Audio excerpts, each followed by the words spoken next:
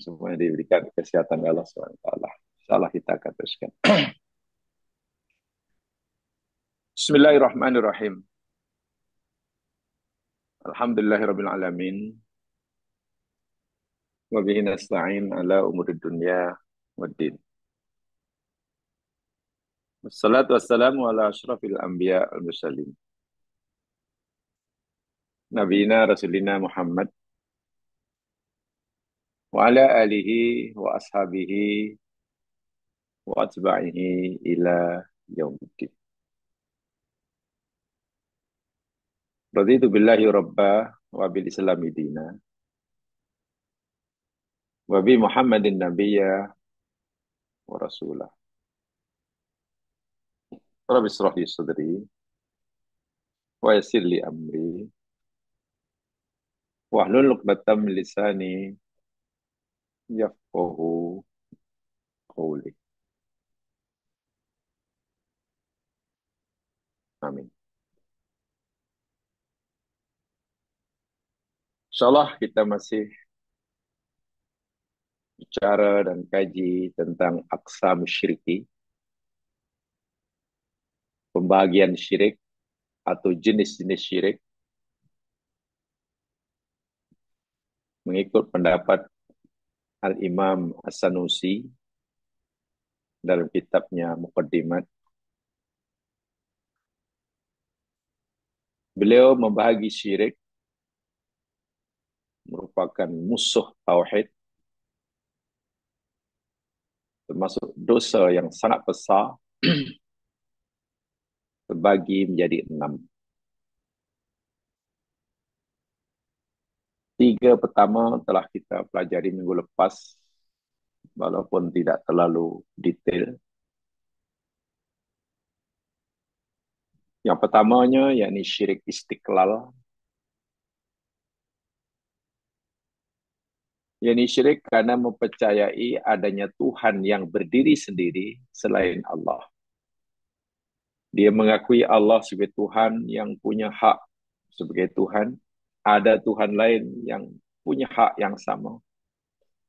Jadi ada percaya lebih satu Tuhan dan masing-masing berdiri sendiri. Sebagaimana ya syiriknya setengah orang Nasrani yang meyakini bahwa Allah sebagai Tuhan, pada masa yang sama meyakini Isa sebagai Tuhan dan juga meyakini ibu Isa, yakni Maryam binti Imran sebagai Tuhan. Itu namanya syirik istiqlal. Yang kedua syirik tam'id, yakni menyatukan Tuhan daripada pelbagai banyak Tuhan. Contohnya mereka yang meyakini Isa itu anak kepada Allah, Uzair itu anak kepada Allah, bermakna Isa itu bahagian daripada Allah. Ini namanya syirik tab'id, yang juga ada di kalangan umat-umat Nasrani. Juga orang kafir jahiliyah dahulu meyakini malaikat itu semuanya anak kepada Allah. Yang ketiganya yakni syirik takrib. Syirik takrib yakni menyembah, memuja kepada selain Allah dengan tujuan agar mereka, Tuhan yang disembah itu, dapat mendekatkan mereka kepada Allah. Dalam bahasa mudah, mereka menyembah Allah dengan menggunakan perantaraan. Perantara. Mereka, katakanlah, ingin selamat.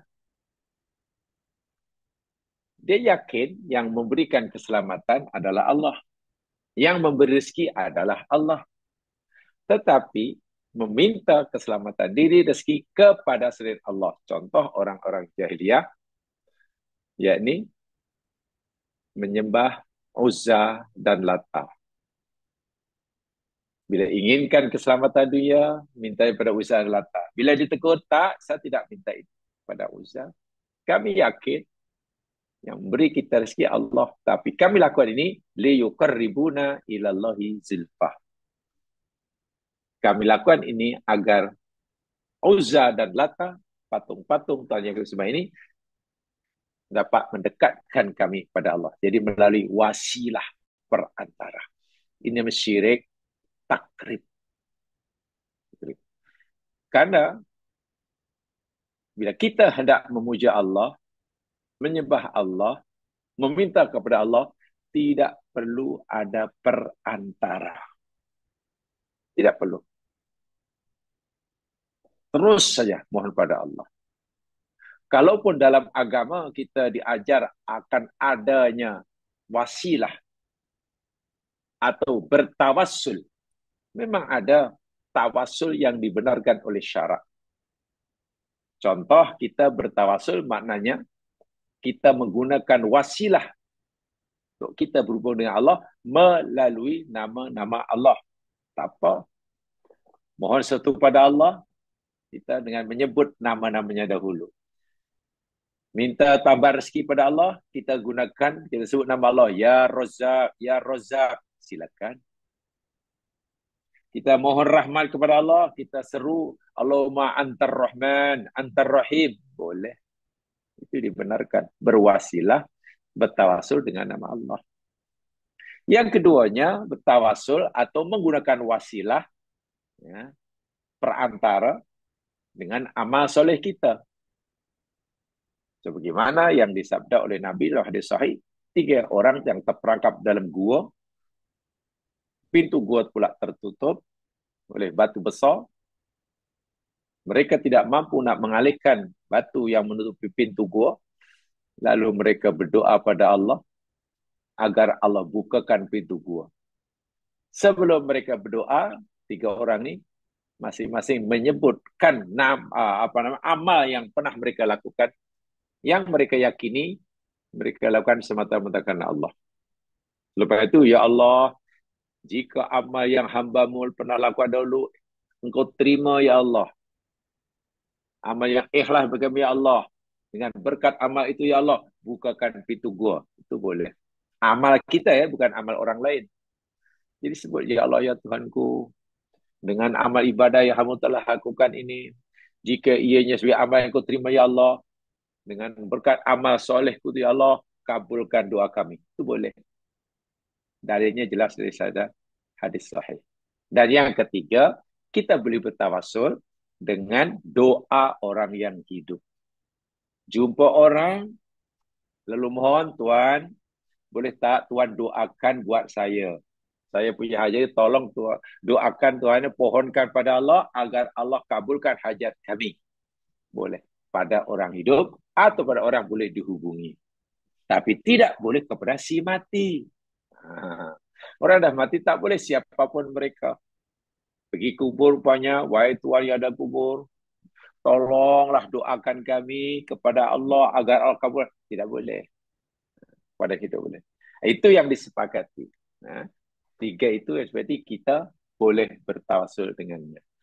Sedangkan takrib ini tak begitu. Memang jelas dan terang-terang ia memuja, memuji, mengabdi pada selain Allah. Tujuannya ia dijadikan perantara.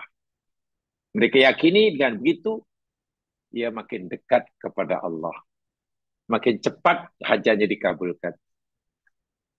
Yang ini hajat-hajat dunia, biasanya orang yang seperti ini syirik takrib. Yang biasanya ini dilakukan oleh jahiliyah dahulu. Syirik yang dilakukan oleh umat jahiliyah, kaum jahiliyah dahulu. Adapun orang jahiliyah mutakhir, jahiliyah mutakhir, itu biasanya melakukan syirik yang keempat. Jadi jenis syirik yang keempat, kita akan pelajari malam ini, namanya syirik taklid. Yang keempat, yakni syirik taklid. Apa syirik taklid? beribadah kepada Allah, berkeyakinan beriman kepada Allah kerana mengikuti orang lain. Jadi ikut-ikutan taklid. Orang buat, dia buat. Orang lain buat, dia syirik, dia pun ikut orang lain itu. Sedangkan yang diikuti itu perbuatan syirik. Lalu dia ikut tanpa usul periksa, tanpa ilmu. Ini namanya syirik taklid. Tok nenek moyang dahulu buat, ya kita bukan nak buat lah. Kita kan anak cucu dia. Oh. Nanti ada apa-apa berlaku nanti, benda yang tak elok berlaku ni. Kalau kita tinggalkan adat resam orang-orang tua. Walaupun mungkin kebiasaan dan adat resam yang diwariskan, yang kita oleh orang tua itu, jelas bertentangan.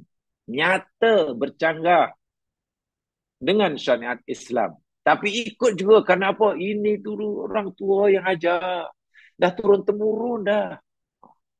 Ini syirik taklid. Kalau perbuatan itu salah lah. Kalau perbuatan yang diwariskan oleh tok nenek moyang itu betul, ya memang kita wajib ikut. Orang tua dahulu buat agama dengan cara betul.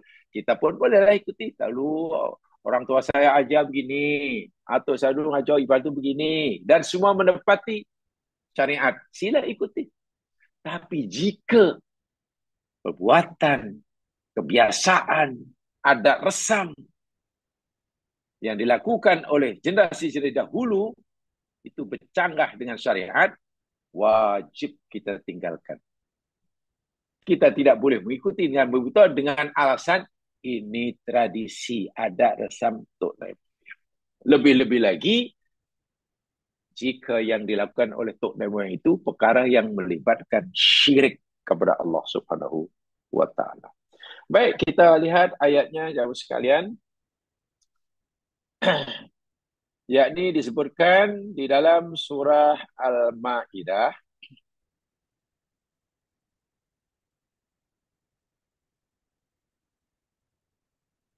di situ saya tuliskan yakni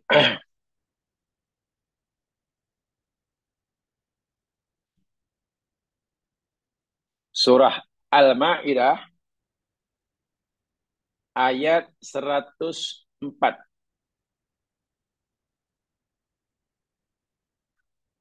Dalam surah Az-Zuhruf ayat 23 pun sebenarnya ada tu. Banyak sebenarnya ayatnya ni. Banyak ayatnya. Kalau dalam Az-Zuhruf, kata Allah, coba kita lihat surah Az-Zuhruf ayat 23 umpamanya.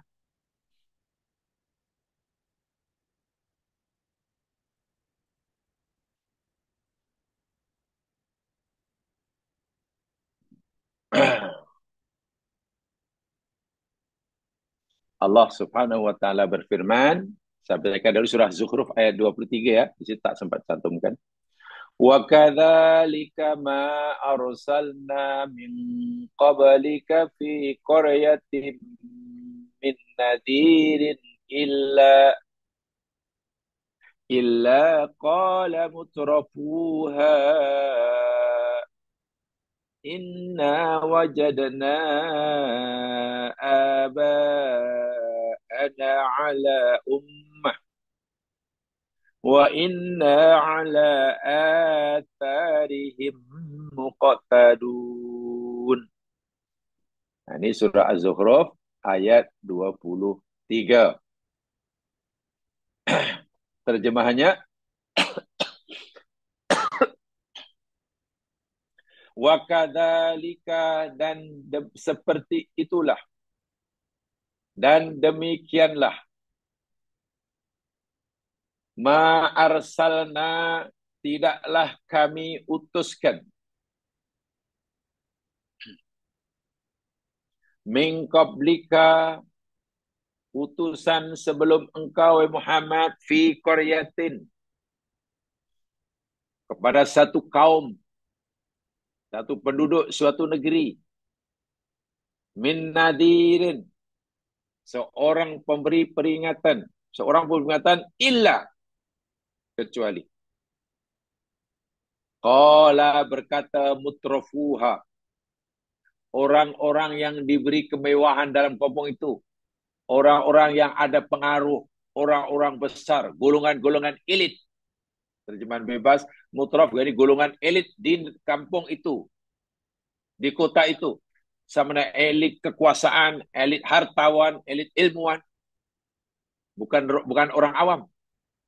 Apa respon golongan-golongan elit di satu negeri setiap kali ada utusan Allah datang ke negeri tersebut menyeru pada mereka untuk menyembah Allah? Apa respon mereka? Inna wajadna aba'ana ala ummatin. Sesungguhnya kami ini adalah generasi-generasi yang telah mendapati tok nenek moyang kami berada di atas satu umat. Umat di sini mana sunnah, satu adat kebiasaan. Wa inna, dan sesungguhnya kami sebagai generasi penerusnya, ala atarihim muqtadun. Maksudnya kami ini mengikut sajalah atas warisan dan peninggalan mereka. Ini namanya taklid. Setiap nabi, rasul yang Allah utus ke negeri suatu kaum, nanti suatu negeri, menyeru mereka mengesahkan Allah, respon yang diberikan oleh golongan mutraf, golongan yang ada jawatan, kedudukan, kuasa, pengaruh di negeri itu, mereka tolak ajaran Nabi. Sebabnya satu, kami tak perlulah ajaran yang kamu sampaikan ni. Kami sudah punya pegangan hidup sendiri. Ajaran yang kami ikuti ini, yakni ajaran yang kami dapati dari tok nenek moyang kami. Tidak mungkin kami meninggalkan adat kebiasaan tok nenek moyang. Dan kami dah ada pegangan hidup. Apa kami cari yang lain? Itu namanya syirik taklid. Ya, taklid suruh. Kemudian dalam surah Al-Ma'idah, sama. Saya bacakan dua ayat-ayatnya. Surah Al-Ma'idah ayat 104. Wa idza qila lahum ta'alu ila ma anzalallahu wa ila rasul. Dan apabila dikatakan bagi mereka, ta'alu, marilah kamu, ila ma anzalallahu wa ila rasul, ila ma anzalallah, marilah kamu mengikuti apa yang Allah turunkan, dan marilah kamu pergi mengikuti Rasulnya. Qalu, mereka menjawab, hasbuna ma wajadna alaihi aba'ana. Memadailah bagi kami, cukuplah bagi kami mengikuti, mengamalkan apa yang kami dapati daripada tok nenek moyang kami. Kami tidak perlu ajaran baru, kami tidak perlu agama baru, kami tidak perlu pegangan hidup baru. Memadai bagi kami mengikuti apa saja ajaran tok nenek moyang kami. Awalau kana abahum la ya'lamu syai'an. Walaupun tok nenek moyang mereka itu tidak punya ilmu apa-apa, tidak ada sedikit pun. Walahum yahtadun, dan tok nenek mereka ini bukan orang yang dapat hidayah. Kalau yang diikuti daripada warisan itu perkara syirik, itu namanya syirik taklid. Membabi buta. Membabi buta. Atau membabi buta dan memekak badak. Karena babi buta, membabi buta, pekak badak. Maksudnya membabi buta dan memekak badak. Wa'iyadzubillah. Tadi saya katakan, tradisi, adat, kebiasaan generasi lama tok nenek moyang kita boleh kita amalkan, boleh kita kekalkan selagi ia tidak bercanggah dengan syariat. Tapi mana-mana tradisi, adat, kebiasaan yang dilakukan oleh tok nenek dahulu yang bercanggah dengan agama, sama ada menyalahi akidah tauhid, atau yang mereka lakukan ini menyalahi syariat Islam yang suci, kepercayaan-kepercayaan yang bercanggah dengan iman, itu wajib kita tolak, wajib kita tinggalkan. Apa kata orang, jangan tak kisah. Jangan, oh biasanya begini, kenapa tak buat? Orang dulu begini, dahulu takkan salah. Tak boleh. Nah inilah berat akibatnya. Kita menanggung. Tok nenek moyang yang melakukan syirik itu salah, dosa. Bila tak sebab bertaubat hingga mati, ya pasti akan disyir oleh Allah. Kita mengekalkannya karena kejahilan kita pun juga melakukan dosa. Bila yang yang dikekal itu berkaitan dengan akidah, itu syirik taklid. Itu ayat yang kedua. Sekarang sampaikan ayat ketiga. Ya, tiga ayat dahulu ya. Wa idza fa'alu fahishatan qalu wajadna. Ayat ketiga ini surah Al-A'raf ayat 28. Ya, surah Al-A'raf ayat 28.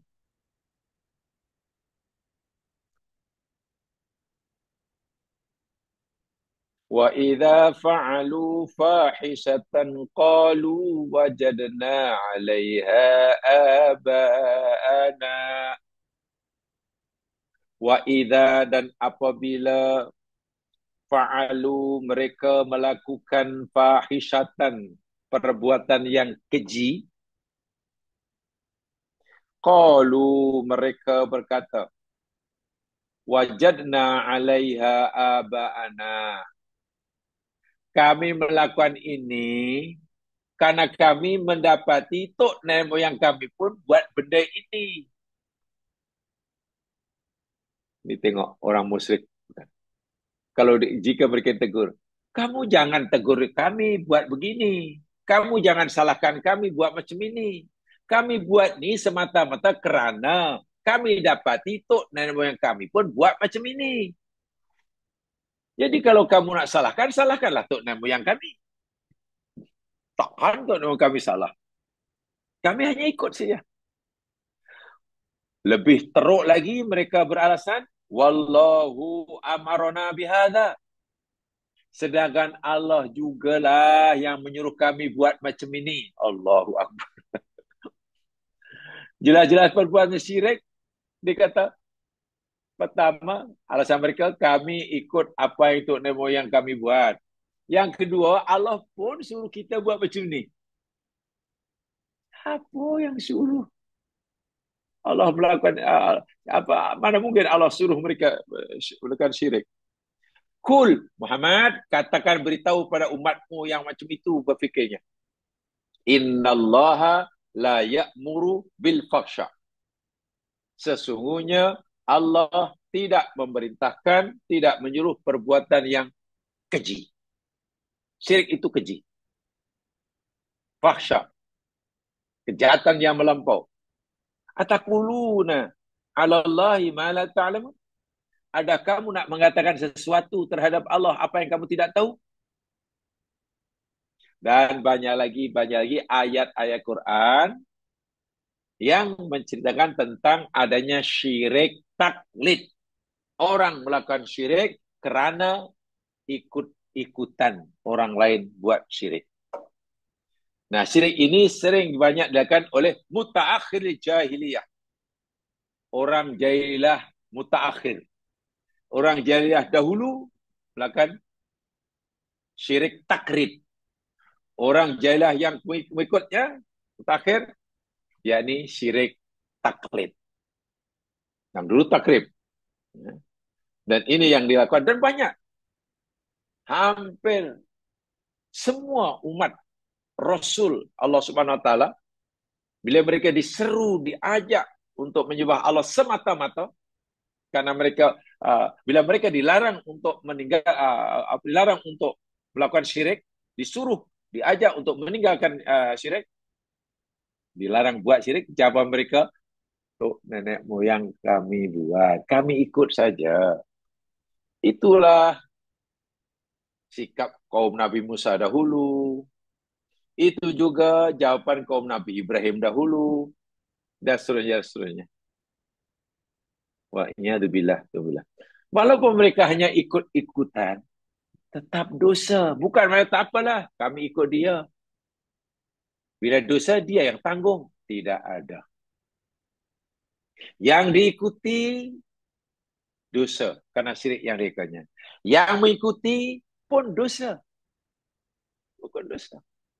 Jadi mengikuti orang yang dosa, dia tetap berdosa dan menanggung dosanya. Bang dosanya.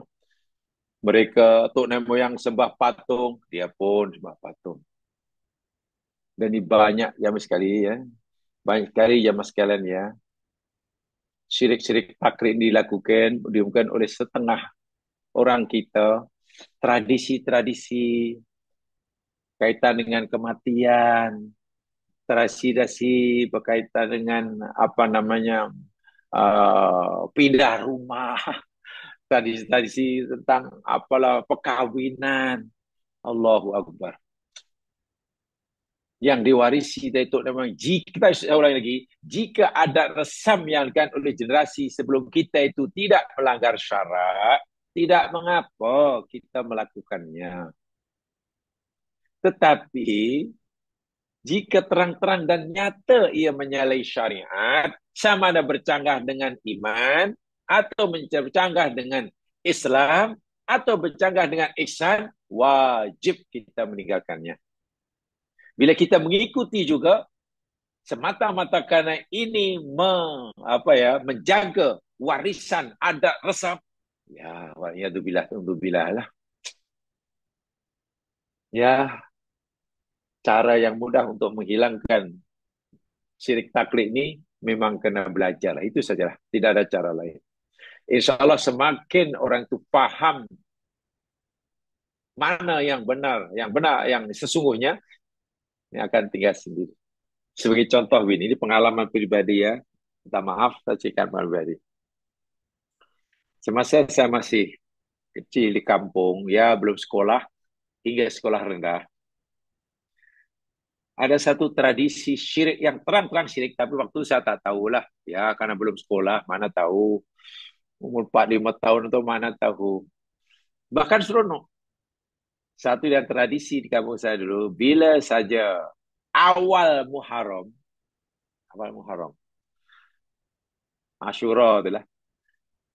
Jadi budaya syirik di kampung saya dahulu, orang kampung, itu acara resmi kampung itulah, menyembelih seekor kambing, dan kepala kambing itu ditanam di simpang 4 kampung itu. Kampung itu sebagai tolak balak lah. Kebetulan di kampung saya ini hanya ada satu simpang 4 aja. Yang lain simpang 3. Ditanam di tengah-tengah itu. Mana tiap tahun sembelih kambing, kepalanya ditanam. Itu seronok. Kita kecil seronok. Ikut ini. Lepas itu, karena masyarakat pertanian, bila mereka nak membajak tanah, sawah untuk ditanam, wah, dia kena bakar kemenyan di sudutnya. Ya. Bila selesai saja tanam padi, mereka akan buat kenduri dan dibuanglah sebagian masakan itu di setiap sudut sawahnya. Untuk selamatlah. Nanti bila nak musim menuai padi, tak boleh terus dituai padi itu. Kena ada di pengujian padi ke apa namanya, saya tak tahu. Jadi sana mesti diambil dahulu beberapa batang padi itu, berapa lah, satu ikat macam tu, dibawa balik. Tujuannya apa? Jadi minta restu untuk dituai itu, padi itu restu kepada yang menjaga sawah itu. Khasnya menjaga padi. Mereka percaya sawah padi ini ada dewi yang menjaga, dewa yang menjaganya. Dewanya itu perempuan, sebab itu dipanggil dewi. bukan dewa. Namanya Dewi Sri. Dan kita seronok. Bila nak musim menuai itu, ramai orang bawa nasi ke sawah dibuang-buang. Jadi kita yang budak-budak tu, tunggu di sawah. Nanti dapatlah makanan. Percuma. Betul, itu tiap tahun. Nanti lepas tuai pun, kenduri lagi. Dipanggil, yakni, apa namanya, kenduri, apa namanya, uh, syukur bumi ke apa, tak tahu. Sekarang sudah tidak ada sama sekali. Kenapa tidak ada? Budaya itu kenapa sudah tidak diikuti? Rupanya satu sebabnya. Dahulu orang-orang Melaka itu semuanya sudah meninggal. Sudah meninggal. Sementara generasi yang penerusnya itu sudah mulai belajar di atas agama dengan tinggi-tinggi, sebenarnya akan ditinggalkan. Itu tadi saya katakan, yang boleh membentras budaya syirik, adat resam syirik ini, hanya pendidikan saja. Bila orang makin paham, otomatis akan ditinggalkan. Tapi kalau tidak meningkatkan kefahaman agama, ya ia akan berterusan lah. Wal'iyadzubillah. Dan tidak mudah ya untuk menghilangkannya. Taklid sebegini. Ibnu Mas'ud radhiyallahu an, jamaah sekalian, Abdullah bin Mas'ud pernah berkata begini, ala la yuqallidanna ahadukum dinahu rajulan. Ketahuilah, janganlah sekali-kali salah seorang daripada kamu bertaklid, mengikut dengan membabi buta, berbuta tuli akan orang lain dalam urusan agama. In amana, amana. Jika yang diikuti beriman, berimanlah dia. Wa in kafara, kafara. Jika yang diikuti kafir, kufur, salahlah dia. Jangan sekali-kali seorang kamu itu bertaklid kepada orang lain dalam bab agama. Jika yang diikuti itu baik, maka baiklah dia. Kalau yang diikuti itu tak baik, tak boleh dia. Kenapa? Hatta dalam yang baik pun kita tidak boleh ikut. Tapi kena tahu kenapa kita buat itu. Orang itu buat sesuatu dan baik. Kita dalam berusaha memahaminya. Pasal apa ya orang itu buat ibadah macam itu? Setelah kita tahu dalilnya, oh kalau itu saya mesti ikut. Jadi bukan dengan membuta tuli. Wa in kuntum labudan muqtadin, kalaulah kita ini dibenarkan untuk taklid, kata Ibnu Mas'ud nih, kalaulah kita ini dibenarkan boleh bertaklid kepada seseorang dalam bab agama, faqtadu bil mayyit, elolah kita taklid pada orang dah mati. Orang dah mati. Fa innal hayya la yu'manu alaihi fitnah. Karena orang masih hidup ini tidak akan terlepas, tidak dapat terlindungi daripada ujian. Yang hidup boleh berubah-ubah. Jadi kalau kita dimakan elok taklid pada orang yang dah mati, takkan berubah-ubah. Takkan berubah sekejap ini, sekejap itu, sekejap itu. Itu kata Ibnu Mas'ud. Ibnu Mas'ud bukan memberikan taklid, justru ini adalah kecaman kepada orang taklid dalam bab agama. Jika ia melibatkan masalah akidah, termasuk syirik taklid. Jamaah sekalian, satu di antara tradisi yang sering dilakukan oleh orang Islam karena mengikuti amalan orang-orang non-Muslim, itu Nabi SAW telah memberikan peringatan yang keras. Dalam hadis yang diriwayatkan oleh Imam Al-Bukhari, daripada Abu Sa'id Al-Khudri, baginda Nabi SAW bersabda, la tattabi'unna sunana man qablakum shibron bi shibrin.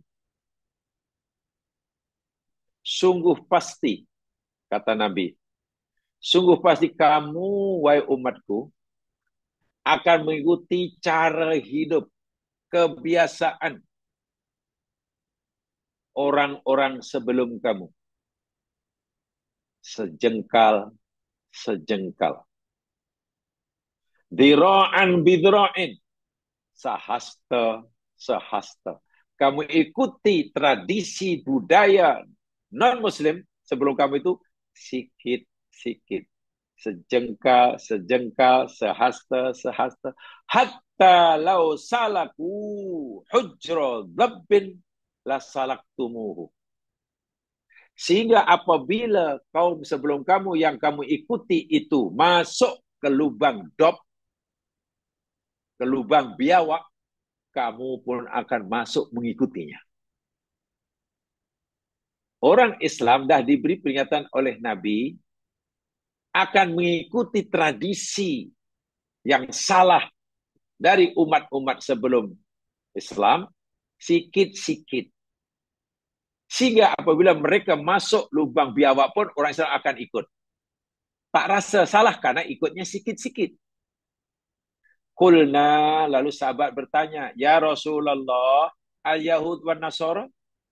Ya Rasulullah, yang kau maksudkan orang-orang sebelum kita yang sunnah gaya hidupnya kita ikuti itu orang Yahudi dan Nasrani ke? Yang kau maksudkan kami, orang Islam akan mengikuti budaya yang salah sikit-sikit itu orang Yahudi Nasrani ke? Jawab Nabi jawab apa? Faman. Lah, kalau bukan mereka siapa lagi? Ini adat kebiasaan orang Yahudi Nasrani yang menyalahi Islam, termasuklah yang bercanggah dengan akidah Islam. Ramai orang Islam mengikutinya tanpa dia sedari, karena mengikuti budaya mereka itu sikit, sikit, sikit, sehingga susah untuk dibezakan. Ini sebenarnya Islam ataupun Nasrani. Tengok IC Islam, tapi kenapa gaya hidupnya macam Nasrani? Allahu Akbar. Ini dia Muslim ataupun Hindu. Tengok agama dia, solatnya ke masjid. Ramadan puasa. Tapi kenapa ya ada adat Hindu masih dikekalkan? Wa'iyadzubillah, tumubillah. Ini adalah bahaya. Sebab itu jamaah sekalian, jadi saya contoh ya, contoh yang kekinian lah. Karena ini kaitannya dengan syirik taklid yang biasa dilakukan oleh generasi kini. Ada satu budaya, satu budaya yang dilakukan oleh orang bukan Islam, dan orang Islam mengikutinya dengan senang hati. Begini contohnya ya. Berkaitan dengan cahaya, lampu, sinar, apa sajalah. Lampu lilin ke, lampu apa, pelita ke. Kita sedia maklum, di dalam Islam ini cahaya atau api lah. Cahaya atau api yang dihasilkan melalui lampu ke, lilin ke, dan sebagainya. Sebenarnya, ya, tidak memberi apa-apa makna, pengertian berkaitan dengan akidah dan kepercayaan. Dalam Islam. Islam melihat cahaya atau api itu ya sebagai ciptaan Allah untuk memberikan manfaat buat kita. Untuk memasak ke, untuk suluh, menerangkan. Tak lebih daripada itu. Itu api. Itu sinar. Islam mengajar kita api ini, cahaya ini dicipta oleh Allah untuk kamu, orang Islam, ya memberi manfaat. Kalau kamu sejuk, ya api boleh memanaskannya. Kalau ingin masak, api bermanfaat. Kalau ingin terang, api boleh menyuruh kamu. Tak lebih dari itu. Tidak ada kena-mengena dengan akidah dalam Islam. Tetapi, namun begitu, cahaya atau api, ya mas sekali ini, mempunyai apa ya, sesuatu yang sangat signifikan bagi agama-agama selain Islam. Terutamanya agama-agama Kristen, Hindu, Buddha. Orang-orang Kristen, orang-orang Hindu yang masih Buddha, mereka tidak memandang api hanya sebagai alat untuk memanaskan badan, untuk memasak, untuk beri penerangan, untuk suluh. Tak. Mereka punya keyakinan yang lain yang berkaitan tentang api. Api tidak semata-mata untuk masak. Api semata-mata bukan untuk sebagai terang, suluh. Tapi api menurut agama Kristen dan Hindu erat sekali hubungannya dengan kepercayaan agama. Ya, sebagai contoh umpamanya, ada satu aktiviti yang sering dilakukan oleh non-Muslim yang sekalian. Katalah bila apa ya,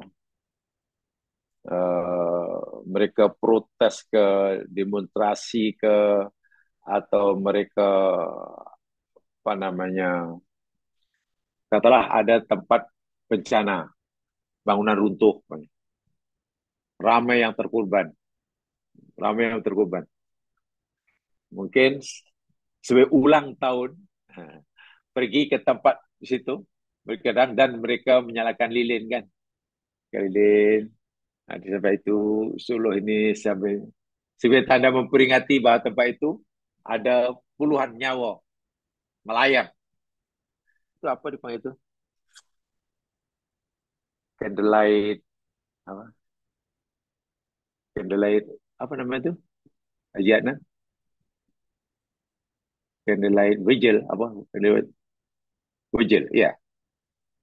Itulah orang kumpul-kumpul di tempat itu atau apa nyalakan lilin sebagai memperingati orang yang terluka di tempat itu, atau mungkin sebagai orang yang apa dalam kematian, biar kalau agama yang lain. Contoh hidup kan sangat kuat kan, pesta cahaya, atau orang demonstrasi malam-malam menjadikan lilin mana-mana. Itu apa namanya itu ya? Ya, candlelight vigil kalau tidak salah ya. Orang Islam tak boleh ikut. Tak boleh ikut-ikut. Karena itu syirik. Saya ulangi sekali, agama selain Islam, mereka tidak melihat api atau cahaya itu sebagai apa namanya, itu tadi lah, tidak hanya sebagai untuk masak, untuk panah, untuk, tapi ada erat hubungan dengan kepercayaan mereka. Itu merupakan satu pesta kedai bejel kalau tidak salah gitulah. Dan orang Islam tak boleh ambil bagian, tak boleh ambil bagian seperti itu. Karena apa? Amalan kedai bejel ini khasnya uh, yakni atau kuasa cahaya atau api amnya mempunyai kaitan yang langsung dengan ketiga-tiga agama tersebut, ada kepercayaan. Ya, kita tidak mendalami itu. Katakanlah kalau kita tanya agama Hindu banyak, ada pesta cahaya, hari raya cahaya. Coba apa tujuannya? Apa aja? Kenapa masih ada api? Kenapa itu? Kenapa ditokong-tokong orang nak sembah Tuhannya kena bakar itu colok udah pakai api dianggu-anggu?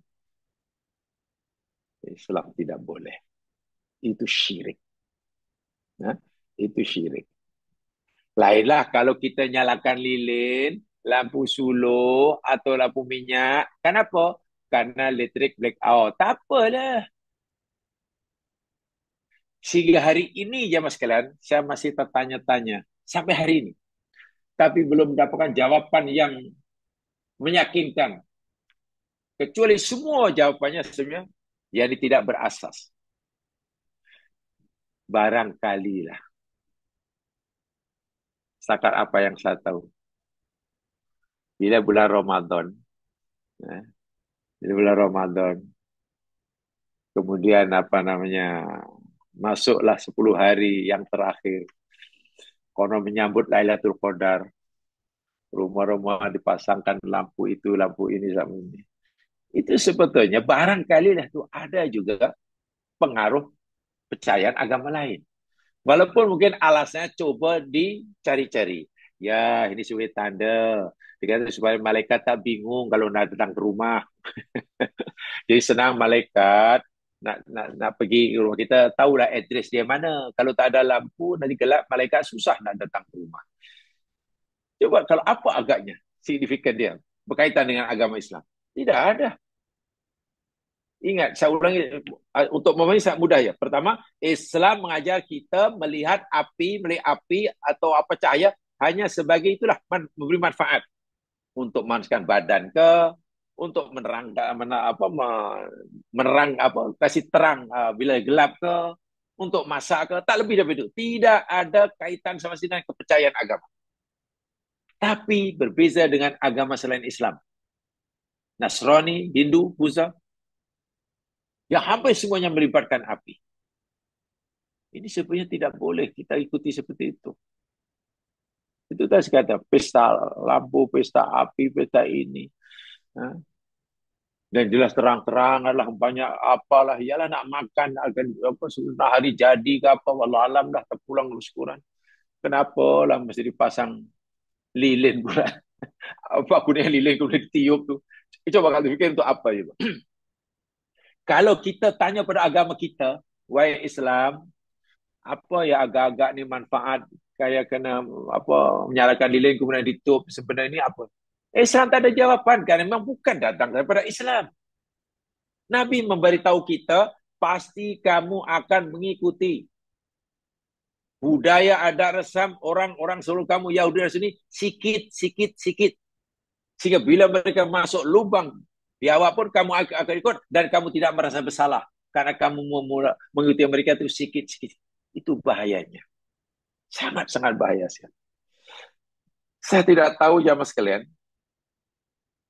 agak-agak mana yang lebih banyak mengikuti, siapa yang banyak mengikuti siapa. Sebab orang Islam yang lebih banyak mengikuti tradisi non-Muslim kah? Atau non-Muslim yang lebih banyak mengikuti tradisi Muslim? Saya tidak tahu. Yang pasti hari ini, orang Islam yang lebih banyak mengikuti budaya orang-orang bukan Islam. Ya, ini. Kita Allahu Akbar. Ini bahaya ya, tidak dibenarkan. Dan termasuk itu jamaah sekalian, saya dulu pernahlah mengikuti lah, sudah agak lama juga lah. Tapi saya pikir itu nasihat yang luar biasa. Ada orang memahami itu semata-mata untuk kesehatan. Tapi rupa-rupanya pengasasnya pun menasihati agar orang Islam tidak melibatkan diri. Karena aktiviti ini bukan semata-mata kaitan kesehatan, tapi lebih kepada ritual. Yani apa yang dipanggil yoga. Yoga ini adalah ritual dari agama Hindu. Orang Muslim tidak boleh menyertai yoga. Siapa yang kata bahwa yoga ini adalah ritual dari agama Hindu dan orang Muslim tidak boleh menyertai mengikuti yoga? Yang cakap itu jemaah sekalian bukan orang Islam. Yang cakap itu yakni Presiden Persatuan Sukan Yoga Malaysia. Presiden Persatuan Sukan Yoga Malaysia. MYSA. Namanya Profesor Dr. Lingam Pillai. Profesor Dr. Lingam Pillai. Itu seorang Hindu. Itu Presiden Persatuan Sukan Yoga Malaysia. Dia memberitahu, mengingatkan orang Islam supaya tidak menyertai atau mengamalkan yoga kerana amalan ini berasal dari ritual agama Hindu. Terang-terangan. Dia sendiri tidak menggalakkannya dan tidak ingin mengempenkannya. Kalau yang kata itu orang Islam, ya patutlah kita tahu. Rupanya orang Hindu pun, jangan sayangi akidah kamu. Kamu punya keimanan berbeza dengan kami. Bahkan dia mengatakan, saya tahu yoga berasal daripada agama Hinduisme. Aku sendiri pun tidak akan mempromosikan pada orang Islam. Sesiapa saja guru atau pusat tidak patut promosi sukan ini kepada orang Islam. Justru orang Islam tidak boleh menyertainya. Karena kata Profesor Lingam Pillai, saya sendiri pun seorang beragama Hindu tahu yoga berasal daripada agama Hindu dan orang Islam sepatutnya menghormati, menghargai, mematuhi fatwa yang diberikan oleh Jakim yang melarang orang Islam menyertainya. Jadi bukan pasal seronok, bukan karena pasal kesihatan. Masih banyak jenis-jenis olahraga, sukan, exercise yang menepati syariah yang diberikan oleh Islam. Kenapa ikut yoga? Jadi sebelum kita menyertai apa jenis-jenis sukan yang kita kurang yakin ada atau tidak sukan yang nak diikuti ini kaitan dengan keyakinan berunsur ritual, kena tanyakan dahulu. Kalau ada, soalnya apalagi ada bacaan-bacaan yang pelik-pelik, udah kita boleh. Banyak kan sukan yang dibenarkan. Kenapa yang ikutnya? Ini contoh di Malaysia ya. Jadi kalau kita ikut semata-mata ikut mana mereka syirik, kalau kita ikut semata-mata, nah itu namanya sudah jatuh syirik taklid. Man tashabbaha biqaumin fahuwa minhum. Hadis sahih riwayat Abu Daud, Imam Ahmad, daripada Abdullah bin Umar, Nabi bersabda, man tashabbaha biqaumin fahuwa minhum. Sesiapa sahaja yang menyerupai satu kaum, maka dia adalah termasuk bagian daripada mereka. Berat sekali. Kita melakukan suatu perbuatan, amalan. Dan amalan itu merupakan tradisi satu kaum, non-muslim banyak. Nabi kata, maka kita termasuk sebagian daripada mereka. Berat. Sangat berat. Akidah mesti jaga. Akidah tidak boleh ambil mudah, ambil lewa, dan seterusnya, dan seterusnya. Jangankan dalam masalah akidah. Dalam masalah syariah pun, ibadah pun, kita dilarang taklid. Apalagi dalam bab akidah. Dalam bab syariah, beramal, dalam masalah syariah, itu pun kita dilarang untuk taklid. Paling tidak kita itba, mengikuti pendapat orang lain, dan kita coba mengetahui apa alasan mereka. Itu namanya ittiba. Katalah kita nak solat, lalu cara solat kita mengikuti solat A umpamanya. Dan kita tahu apa dalil yang diberikan oleh A sehingga dia melakukan solat seperti itu umpamanya. Kemudian kita ikut karena tahu dalilnya.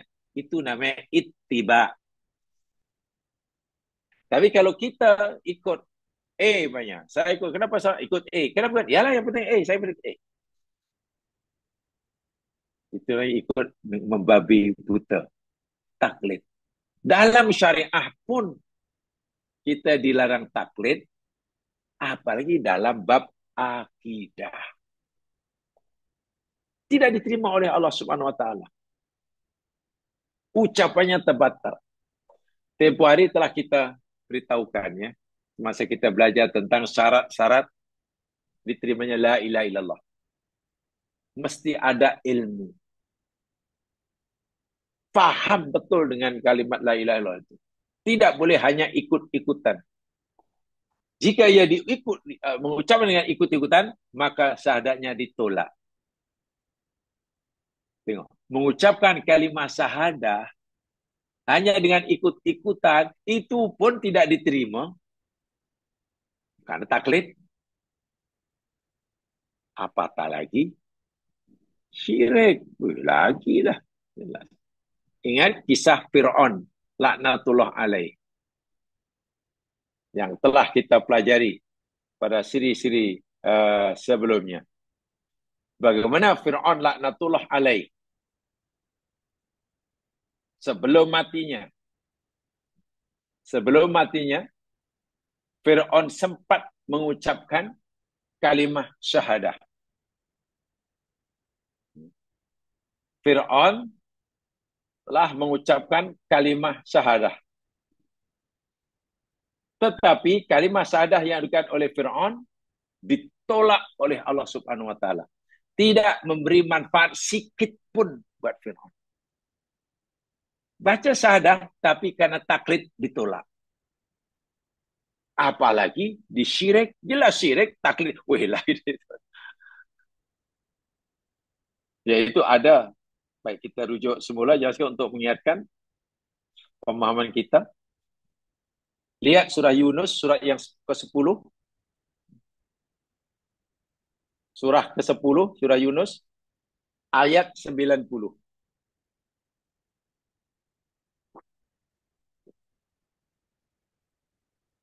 Surah 10, ayat 90. Ini contoh yang kita pelajari tiap hari.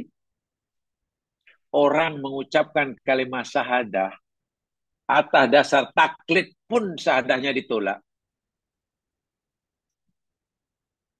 Ikut membabi buta itulah. Contohnya pernah dilakukan oleh Fir'aun. Allah berfirman dalam ayat 90 surah Yunus surah ke-10, wajawazna bi bani Israil al-bahr, dan kami telah seberangkan Bani Israel akan lautan. Bani Israel diselamatkan oleh Allah, dibawa keluar oleh Nabi Musa atas perintah Allah melalui jalan laut, bukan jalan darat. Daripada Mesir ke Asia Barat melalui Laut Merah. Tidak boleh jalan darat. Walhak ada jalan darat. Apalagi waktu itu, Suez Tunnel belum dibuat. Jadi dari Mesir ke Asia Barat bolehlah jalan darat. Terusan Suez, Suez Tunnel belum ada. Fa'atba'ahum fir'aunu wa junuduhu. Lalu mengikuti akan mereka Bani Israel yang Allah seberangkan laut itu, diikuti oleh Fir'aun dan tentera-tentera Fir'aun. Baghyaw wa adwa, kerana kedengkian dan permusuhan. Fir'aun mengejar dari belakang. Bani Israel yang jumlahnya ribuan, pimpin oleh Musa, meninggalkan Mesir melalui jalan laut. Mereka terperangkap, nak terus berjalan ke depan, depannya lautan. Perahu tak ada. Tengok nak undur ke belakang, Fir'aun dan tenteranya mengejar dari belakang. Bingung. Bani Israel bingung. Nak terus ke depan, mana terjun ke laut, mati ya. Nak undur ke belakang, Fir'aun dah mengejarnya dan tenteranya. Nak duduk situ, lah mana nanti terkejar. Hatta, tapi Allah yang menyelamatkannya, Allah perintahkan Musa pukul laut dengan tongkat, terbelah, mereka seberang. Setelah Bani Israel semuanya selamat menyeberangi Laut Merah, sampai ke daratan, tepi darat yang sebelah sana, Fir'aun dan tenteranya masih mengejar mereka dari belakang melalui laut yang sudah terbelah itu. Hatta idza adrakahul gharq. Tapi ketika Fir'aun belum sampai ke tebing pantai laut sebelah, Allah perintahkan Musa untuk pukul kali kedua laut itu dan tuanya, air laut takut semula. Akhirnya Fir'aun dan tenteranya mati tenggelam. Apa yang berlaku saat-saat Fir'aun menghadapi kematian karena mati lemas ini? Hatta idza adrakahul gharq, kata Allah. Sehingga apabila telah menemui akan Fir'aun al-gharaqu, tenggelam. Mati karena lemas tenggelam. Karena rupanya Fir'aun walaupun pernah mendakwa dirinya Tuhan, rupanya tak arti renang. Allah, malu sungguh. Mendakwa jenis Tuhan, tapi renang pun tak tahu. Qala, Fir'aun berkata, amantu annahu la ilaha illalladhi amanat bihi Banu Israel. Aku beriman bahwasanya tiada Tuhan seorang pun yang berhak disembah kecuali Tuhan yang dipercayai dan diimani oleh Bani Israel. Tengok ucapan Fir'aun. Syahadahnya pelik. Aku beriman bahwasanya tiada Tuhan yang berhak disembah melainkan Tuhan yang diimani, yang dipercayai oleh Bani Israel. Wa ana minal muslimin, dan aku termasuk orang yang muslim. Bahasa mudah, Fir'aun sebelum matinya sempat bersyahadah. Ya, sempat mengucap. Tapi syahadah ditolak oleh Allah. Pertama, karena syahadahnya ikut-ikutan. Taklid. Dan tak betul pun. Contoh, dia tak kata la ilaha illallah. Tak. Dia tak kata aku beriman bahawasanya tiada Tuhan yang berhak sembah kecuali Allah. Dia tak kata begitu. Sebenarnya Fir'aun kata, aku beriman bahawasanya tiada Tuhan yang berhak disembah kecuali Tuhan yang dipercayai oleh Bani Israel. Jadi dia sendiri tak tahu Tuhan mana yang dipercayai. Sehingga kita andaikanlah. Kita andaikan. Jika malaikat tanya pada Fir'aun rupanya, hai Fir'aun, ada kamu percaya adanya Tuhan yang berhak disembah? Ya, aku percaya. Siapakah Tuhan yang kamu percaya, Fir'aun? Tuhan yang aku percaya, yaitu Tuhan yang dipercaya Bani Israel. Jadi kamu tak tahu? Tak, aku hanya ikut Israel saja. Tuhan aku macam Israel punya. Ini namanya taklid. Ditolak oleh Allah Subhanahu Wa Taala. Walaupun dia sebab mengucap. Pertama karena sahadahnya taklid. Keduanya karena mengucap syahadah karena terpaksa. Lebih-lebih lagi syirik. Mengucap syahadah karena taklid itu pun ditolak. Syirik taklid. Tetap salah, lagi dosa. Lagi dosa. Itu. Jadi taklid ni dalam banyak perkara ya mas sekalian, dalam ibadah pun tercela, apalagi dalam bab akidah. Baik, saya ingin sampaikan sebelum untuk melengkapkan uraian kita tentang taklid ini. Kalau uraian-uraian di atas hadis dan ayat Quran tadi berkaitan dengan taklid dalam masalah akidah, karena syirik itu berkaitan dengan akidah kan, lawannya tauhid. Itu dosa, dosa besar. Taklid dalam masalah ibadah pun tidak boleh. Keempat imam madhab, pengasas madhab Hanafi, Abu Hanifah, pengasas madhab Maliki, Malik bin Anas, pengasas madhab Syafi'i, Muhammad bin Syafi'i, pengasas madhab Hambali, Ahmad bin Hambal, semuanya melarang muridnya taklid. Mengikut dengan membabi buta. Dalam bab ibadah. Dalam bab ibadah. Contoh banyak. Apa kata Imam Abu Hanifah? Ini saya kutip ucapan Abu Hanifah. Imam Abu Hanifah pernah berkata, "Idza qultu qawlan yukhalifu kitaballahi wa khabarar rasulillahi fatruku qawli." Wahai murid-muridku, saya macamlah Imam Muhammad berpesan pada pengikutnya, muridnya, dan juga siapalah yang coba tidak mengikutinya. Wahai kamu semua orang Islam yang mungkin akan menerima pendapatku, dengar baik-baik. Apabila pendapatku, ucapan aku bercanggah dengan kitab Allah, bercanggah dengan sunnah Rasulullah, fatruku qauli, tinggalkan, abaikan pendapatku. Nanti bila kamu belajar, makin dalam, makin dalam, makin dalam, makin luar, dan kamu dapati rupa-rupanya pendapatku, kata Abu Hanifah, menyalahi Al-Quran. Bercanggah dengan hadis Nabi. Saat itu kamu wajib ikut apa yang Quran dan hadis kata, dan kamu bukan aku izinkan, bahkan aku suruh tinggalkan pendapatku. Bermakna Imam Hanifah pun tidak menyukai pengikutnya taklid.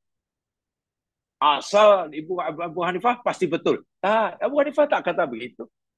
Kamu kena cek dulu, kamu kena kaji dahulu dalam-dalam. Walaupun tentulah ucapan ulama ini tidak juga pada semua orang. Termasuk orang awam tak mungkin kan. Macam mana orang awam boleh mengetahui yang pendapat Imam Abu Hanifah bercanggah dengan Quran hadis, kan tidak mungkin. Imam Hanifah ni, Masya Allah, mustahil mutlak. Boleh dikatakan hasil istihadnya yakni ya boleh dipercayai walaupun tidak maksum.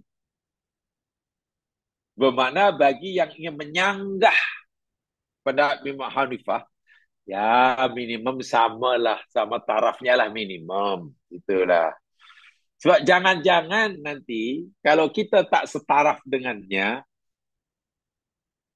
benda yang sebenarnya betul, kata Imam Hanifah sebenarnya betul, tapi karena kita tak faham, tidak menguasai ilmu seluas beliau, kita anggap salah. Seorang doktor dapat gelaran kesarjanaan doktor PhD, membentangkan kertas kerja, berdasarkan kajiannya betul belaka.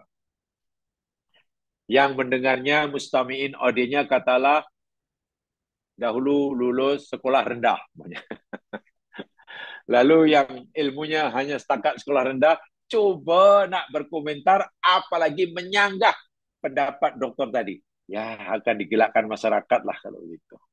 Saya itu paling tidak adabnya dalam beragama, orang yang boleh menyanggah pendapat ulama-ulama yang mutabar ini paling tidak ilmunya sama gitulah. Artinya pesanan Imam Abu Hanifah tadi ikhlas, tapi tentu tidak berlaku bagi semua orang dalam berbagai peringkat. Imam Abu Hanifah melarang taklid. Kalau kamu jumpai pendapatku bercanggah dengan Quran hadis, tinggalkan pendapatku. Kata Imam Malik. Apa kata Imam Malik? Laisa ahadun ba'dan Nabi sallallahu alaihi wasallam illa wa yu'khadhu min qawlihi wa yutrak illa Nabi sallallahu alaihi wasallam. Tidak ada seorang pun selepas baginda Nabi Muhammad sallallahu alaihi wasallam melainkan pendapatnya boleh diterima dan juga boleh ditolak.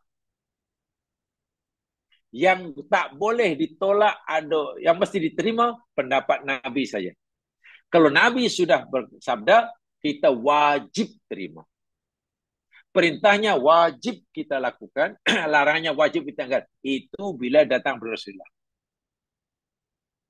Tapi pendapat yang keluar dari mulut, fikiran selain Nabi, kata Imam Malik, boleh diterima. Mungkin boleh diterima kalau ia menepati syariat, dan boleh jadi ditolak. Termasuk Imam Malik sendiri. So itu dia kata, innama ana basyarun. Soalnya aku, kata Imam Malik, aku ni manusia biasa macam kamu. Ukhti'u wa usib. Kadang-kadang aku buat salah. Kadang-kadang betul. Tidak selamanya pendapatku salah dan tidak selamanya pendapatku betul. Karena aku manusia biasa, bukan Nabi. Sebab itu, fanzuru fi ra'yi. Kaji betul-betul, cermati betul-betul pendapatku. Kalau kamu ingin menerima atau menolak pendapatku, kaji betul pendapatku. Kaji dari pelbagai aspek.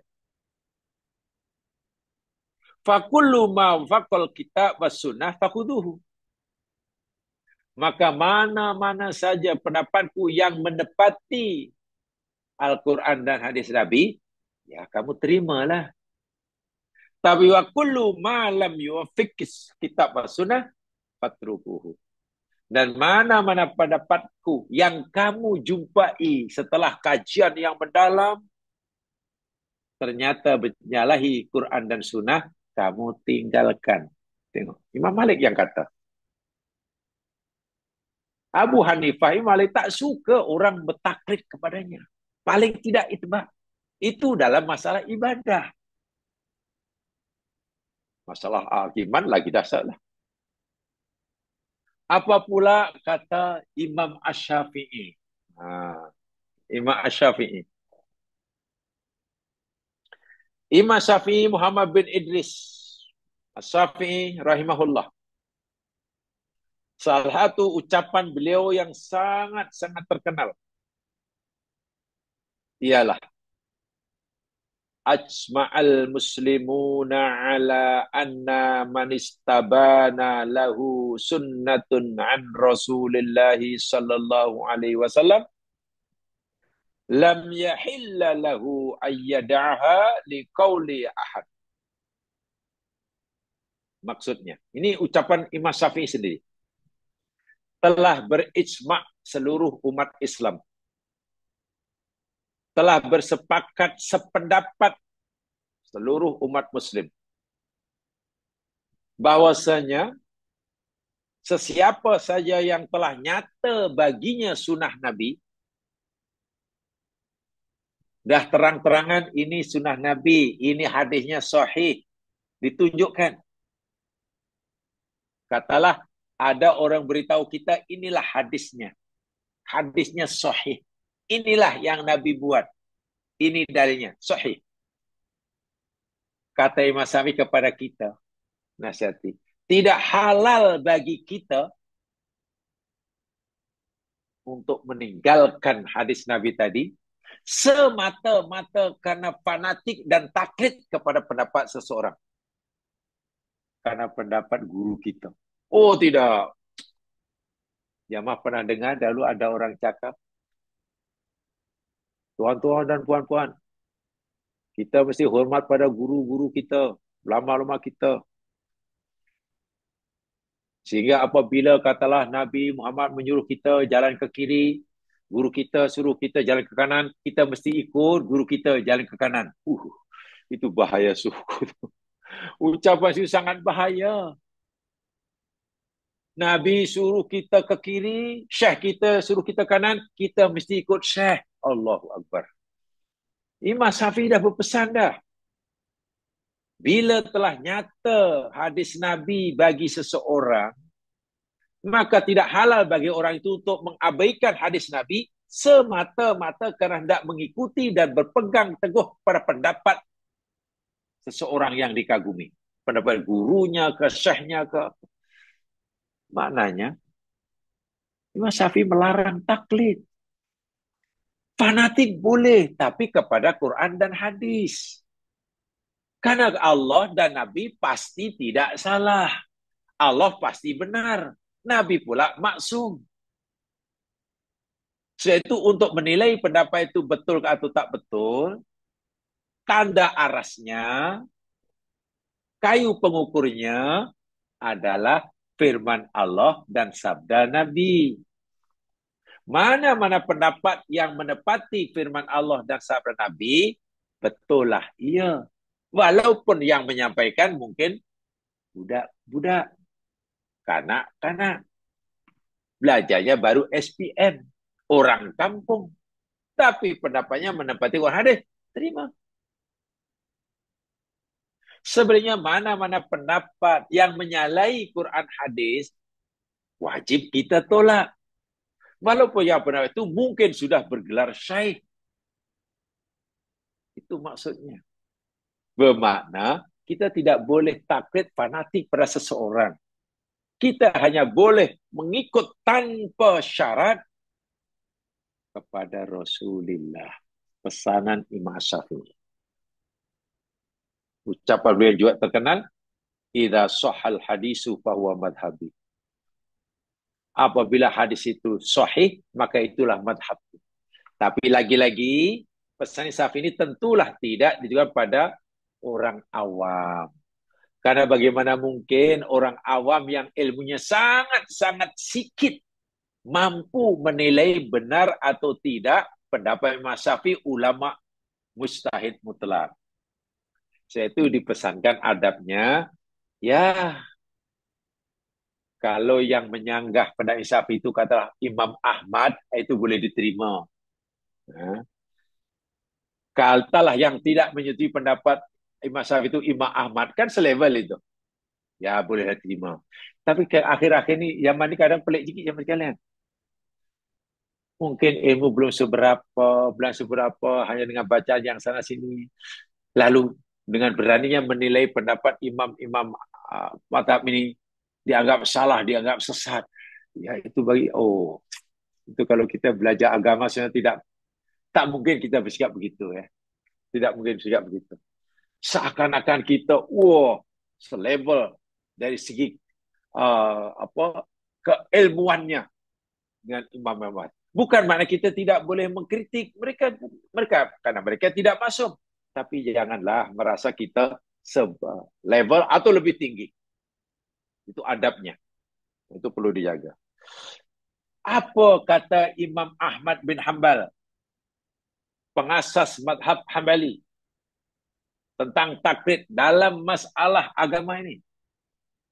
Imam Ahmad pernah berkata, Man radda haditha Rasulullah sallallahu alaihi wasallam fahuwa ala syafa halakatin.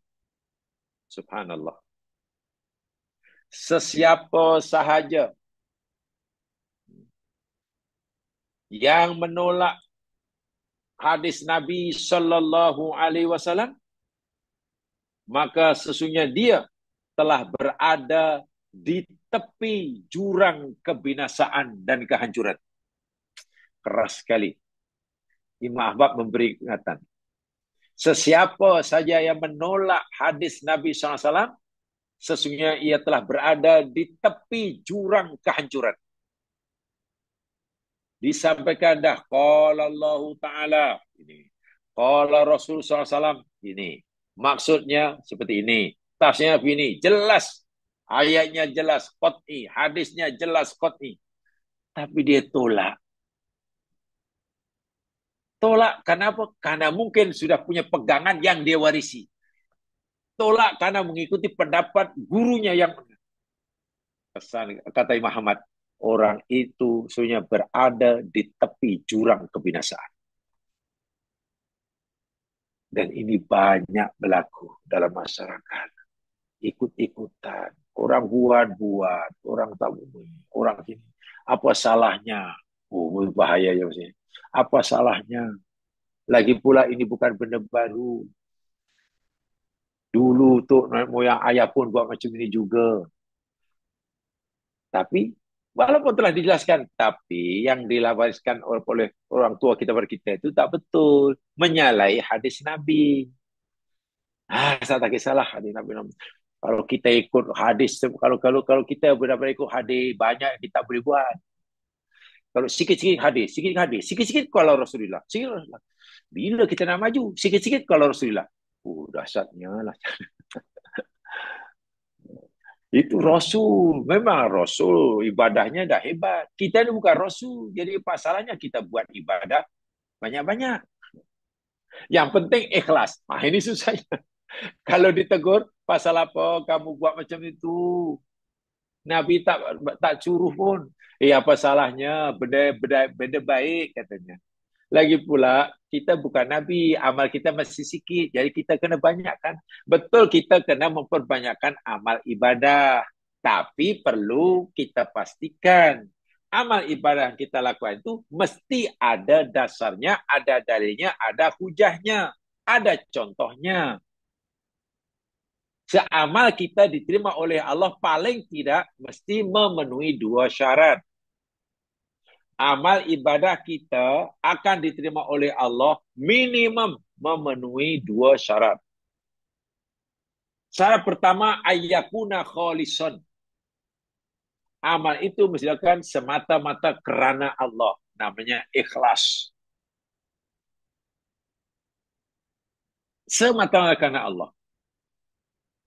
Ada syarat kedua, ayyakuna solihan. Amal itu mesti betul, mesti benar. Amal dikatakan ikhlas bila dilakukan semata-mata karena Allah. Amal dikatakan betul bila dilakukan ikut contoh yang dicontohkan oleh Rasulullah. Dua itu saja. Melakukannya semata karena Allah dan melakukannya ikut cara yang dicontohkan oleh Nabi. Dua. Seikhlas manapun amal yang kita lakukan, tapi bila tidak mencontohi Nabi, ditolak. Setepat manapun amal kita menepati contoh Nabi, tapi kita tidak ikhlaskan Allah, pun ditolak. Tapi seringkali orang buat, yang penting ikhlas, yang penting ikhlas, apa salahnya? Wih, tak boleh. Inilah taklid. Jadi saya ulangi, jangankan dalam masalah akidah yang menjadi dasar, asas bagi syariat. Dalam syariat pun taklid dilarang. Apatah lagi dalam akidah. Jadi ada syirik yang tanpa disedari, bukan dia reka-reka, tapi hanya ikut-ikutan. Orang lain buat, Tok Nabi buat, dia buat. Wal'iyadzubillah, tentubillah. Syirik taklid. Yang sekalian, itu jenis syirik yang keempat. Ya, agak panjang saya jelaskan karena saya merasa perlu menyampaikannya. Dan walaupun bukan masih banyak ya contoh warisan budaya Hindu. Saya cadangkan begini jamaah sekalian ya. Kalau jamaah ingin menambahkan ilmu lah tentang bagaimana memurnikan Islam supaya tidak bercampur dengan warisan Hindu, jamaah bolehlah buka YouTube, ya, ceramah ya kan oleh oleh Ustaz Abdul Aziz. Aziz Aziz ini asalnya seorang Sami Hindu, bisa dipanggil pendeta. Dan dia punya kedudukan yang tinggi dalam persatuan Sami-Sami pendeta Hindu di Indonesia. Bahkan dipercayai dia berdarah Bali. Dan dia menguasai kitab Hindu karena dia timbalan ketua Sami, persatuan Sami Hindu apa. Kitab Veda, Upanishad itu bahkan boleh baca dengan bahasa Sanskritnya. Dia meluk agama Islam. Dia cerita macam mana ia meluk agama Islam. Kisahnya agak panjang, luar biasa. Dan setelah jadi agama Islam, dia ingin memberitahu pada orang Islam banyak amalan-amalan orang Islam yang rupa-rupanya warisan dari agama Hindu. Dari agama Hindu. Jadi dia terkejut. Dia cerita bapak-bapak, cakap lembut orang ni. Lembut. Ayah, ibu ayah, saya beragama Islam terkejut. Setelah saya bergaul dengan orang Islam, rupanya banyak amalan-amalan Islam macam amalan kami dahulu, katanya. Ya, itu Abdul Hasin, mantan pendeta kapan YouTube dia. Mantan pendeta ke mantan saya muda Abdul Aziz. Ya, orangnya sangat sederhana, cakap lembut. Ya, mungkin sudah menjadi kebiasaan kan Sami orang yang sopan-sopan, lemah lembut, tak nampak. Itu luar biasa itu. Jadi dalam masuk Islam, dia ingin membersihkan amalan orang-orang Islam yang dia katakan terang-terangan warisan agama Hindu. Termasuk macam mana upacara-upacara berkaitan dengan kematian. Dikata, itu betul-betul sebiji seperti mana yang kami lakukan masih Hindu. Dan ingat, agama Hindu di Nusantara itu lebih dulu daripada agama Islam. Dia cerita tentang payung. Saya kata, ya Allah, ya Tuhanku, macam itu asal-usul payung. Ya, maaf pernah lihat ya, kalau ada orang meninggal, kan ada orang mayat dia di payung itu. Kira juga lalu di payung itu. Coba kalau tanya pada ulama mana boleh jawab asal-usul payung itu. Kenapa mesti payung itu? Kalau nak kata panas, panas apa? Di dalam kerendam. Dalam kerendam pakai payung. Dan kadang payung itu ditinggal di atas kubur. Ditinggal itu. Dan payung itu tidak boleh. Payung Petronas tak boleh. Payung TNB tak boleh. Dia kena payung kertas. Kena pakai payung kertas yang sekarang pun susah nak cari itu. Mana cari campuran. Tapi saya pernah dulu di sebuah kedai di Bandar Hilir Melaka, masih ada orang jual itu. Kedai Cina tu. Dia kata ada orang beli. Itulah untuk payung maya itu. Itu diterangkan cukup jelas. Dan terangkan macam mana asal usul dan makna filosofi di sebalik payung. Dan orang Islam mengikuti tanpa usul periksa. Tanya pada ulama-ulama Islam tentang dalilnya, tak tahu kan memang tidak ada. Kata si Ustaz Abdul Aziz ni, mantan pendeta ini, kalau tuan-tuan tak tahu dalilnya macam orang Islam, tapi saya tahu dalilnya. Dalil payung itu saya tahu. Dalilkan orang Islam. Yang ada dalam kitab kami yang lama, katanya. Dalam kitab suci kami dahulu. Oh, bisa sangat bermanfaat. Baru kita nanti ya terkejutlah betapa banyaknya amalan-amalan orang Islam yang sebenarnya warisan Hindu yang itu bukan adat biasa, tapi itu amalan yang ada nilai-nilai ritual, keyakinan, syirik. Jadi, bahaya sekali itu. Nasi, ada satu filosofi nasi tumpeng. Di sini alhamdulillah tidak ada ya orang Melayu nasi tumpeng tak ada ya. Nasi tumpeng tuh bukan nasi ambang ya, nasi tumpeng tuh bentuknya macam piramid lah, bentuknya macam piramid atas tajam. Itu pun sebenarnya budaya Hindu, budaya Hindu. Dan masya Allah, jadi dan kita sudah maklum, Islam datang ke Nusantara itu jauh. Kemudian selepas Hindu sudah bertapak. Jadi masya Allah. Bahkan kalau jamaah pergi Bali ya, saya kira masa pergi satu di antara kedai yang menjual barang-barang souvenir, saya mesti payung. Hampir setiap kedai di Bali dia mesti payung. Sehingga ramai orang pelancong pun balik di kenal beli payung. Masa saya masih menuntut yang sekarang pergi Bali, diberitahu oleh orang Bali. Karena dia tahu kita Islam, dia diberitahu. Waktu itulah kebanyakan hasil karya, hasil tangan, lukisan ke ukiran untuk sebagai souvenir pelancong Bali yang dilukis orang Bali, semuanya pasti akan diletakkan lukisan-lukisan yang berkaitan dengan kepercayaan mereka. Makna adalah lukisan yang ada nilai ritual. Jadi hati-hati, tanda keagama-agama mereka. Payung ke apa lukisan yang orang Bali buatlah.